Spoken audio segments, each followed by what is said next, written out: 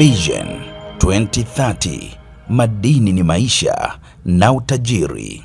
Wachimbaji wadogo nchini wamehimizwa kujitokeza kwa wingi kushiriki katika shughuli za uchimbaji wa madini ili kunufaika na fursa za ajira na kuongeza kipato kufuatia maboresho yanayoendelea kufanywa na serikali katika sekta hiyo.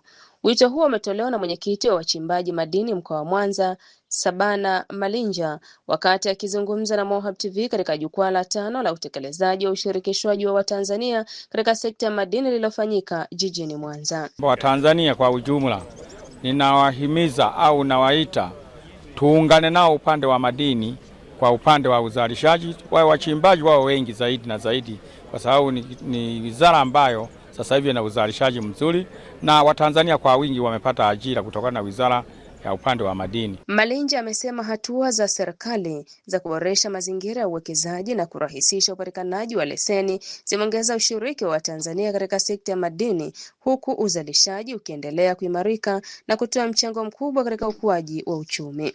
Ameongeza kuwa jukwaa hilo limekuwa fursa muhimu ya kujifunza kupitia maelekezo na elimu iliyotolewa na viongozi wa Wizara ya Madini kuhusu maendeleo na fursa zinazopatikana katika sekta hiyo.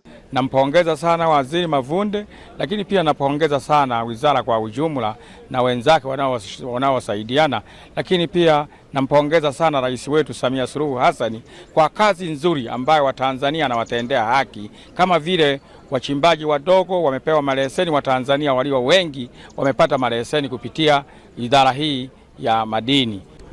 Kupitia jukwaa hili, kwa cha kwanza kabisa nimevuna mahusiano ya watu yamekuwa makubwa sana katika nchi hii, wamekuwepo Watanzania kwa ujumla, nchi nzima leo imekusanyika hapa Mwanza.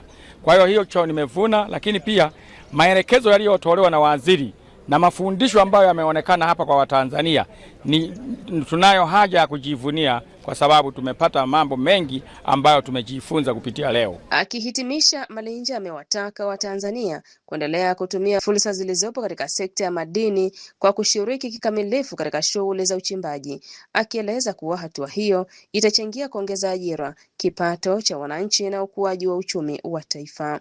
Mohab TV, Mwanza.